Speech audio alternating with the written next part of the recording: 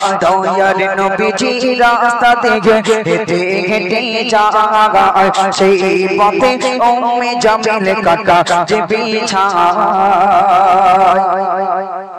রজনী সেদিনে উম্মে জামিল জঙ্গলেতে যায় বিষাক্ত সব কাটা এনে সেই পথে বিছায়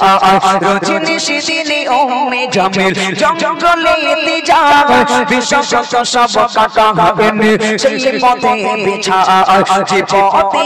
দয়ার নবী মসজিদেতে যায় বিছিয়ে কাটা উম্মে জামিল থাকে অপেক্ষায় বিষাক্ত এই কাটা পটে যদি নবী মারা যায় ইসলামে ধর্ম দুনিয়া ঘটে দেবে যে বিদায় দয়ার নবীজি রাস্তা থেকে হেঁটে হেঁটে যায় সেই পথে উম্মে জামিল কাটা যে বিছায় দয়ার নবীজি রাস্তা থেকে হেঁটে হেঁটে যায় সেই পথে উম্মে জামিল কাটা যে বিছায়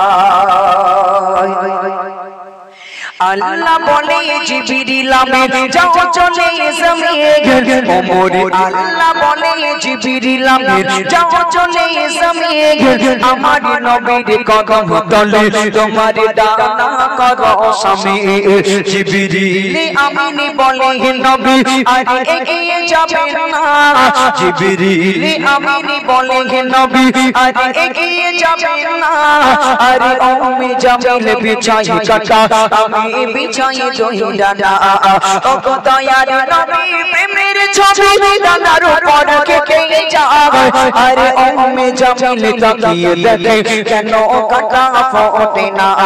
দয়ার নবীজি রাস্তা থেকে হেঁটে হেঁটে যায় সেই পথে উম্মে জামিল কাটা যে বিছায়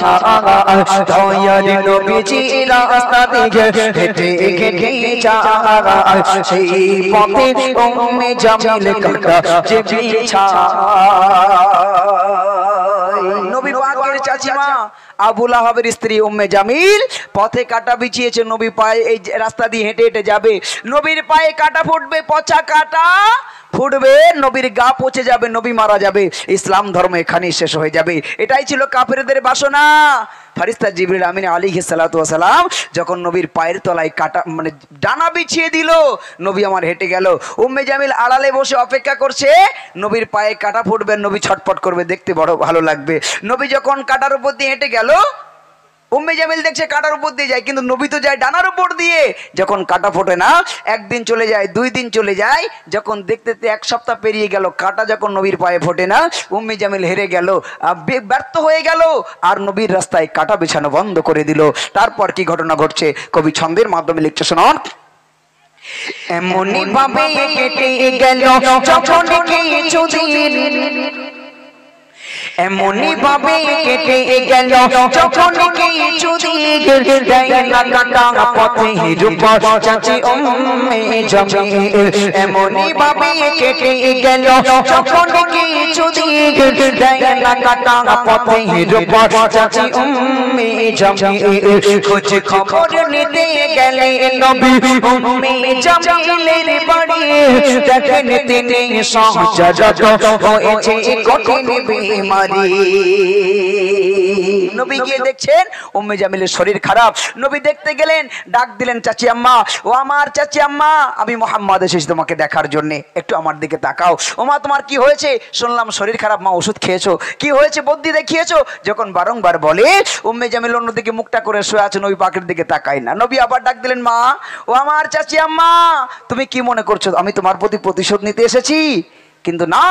আমি প্রতিশোধ নিতে নয় আমি দুনিয়াতে এসেছি ক্ষমা করতে কারণ আল্লাহ আমাকে পাঠিয়েছেন ওয়ামা আরসালনাকা ইল্লা রাহমাতাল লিল আলামিন করে ও আমার চাচি আম্মা একটু আমার দিকে তাকান যখন বারংবার বলে উম্মে জামিল আর থাকতে পারে না ঝরঝর করে কাঁদতে কাঁদতে বিশ্ব নবীর দিকে তাকিয়ে বলে হে বাবা মুহাম্মদ হে বেটা মুহাম্মদ মক্কার কুফারে কুরাইশ বেঈমানেরা তাদের কথাই তোমার পথে কাটা বিছাতাম তাদের কথাই তোমার পথে কাটা বিছাতাম তারা আমার কেউ দেখতে এলো না কিন্তু তোমার পথে কাটা বিছালাম আর সেই তুমিই আমাকে দেখতে এলে হে বাবা এ তো কোনো সাধারণ মানুষের কাজ নয় নিশ্চয়ই তুমি আল্লাহর নবী হবে এতে কোনো প্রকারের সন্দেহের অবকাশ নাই তাই কবি শেষ কথায় কি লিখছে শুনুন এমনি ভাবে কেটে গেল যখন কিছু দিক দেয় না কাটা পথের উপর চাচি উম্মে জামিল খোঁজ খবর নিতে গেলে নবী উম্মে জামিলের বাড়ি দেখেন তিনি সহজরত হয়েছে কঠিন বেমারি ও দয়ার নবীর হাতে ধরে দেখে ক্ষমা চায় বলে টাকার লোভে তোমার প্রতি করেছি বড় এই অন্যায় ও নবী কি তোমারই মতো ও নবী তোমারই মতো দরদি আর এই জগতে কেউ নাই ও নবী তোমারই মতো দরদি আর এই জগতে কেউ নাই ক্ষমা করে দাও না আমার ইসলামে ঠাই দয়ার নবীজি রাস্তা থেকে হেঁটে হেঁটে যায় সেই পথে উম্মে জামিল কাটা যে বিছানা দয়ার নবীজি রাস্তা থেকে হেঁটে হেঁটে যায় সেই পথে উম্মে জামিল কাটা যে বিছানা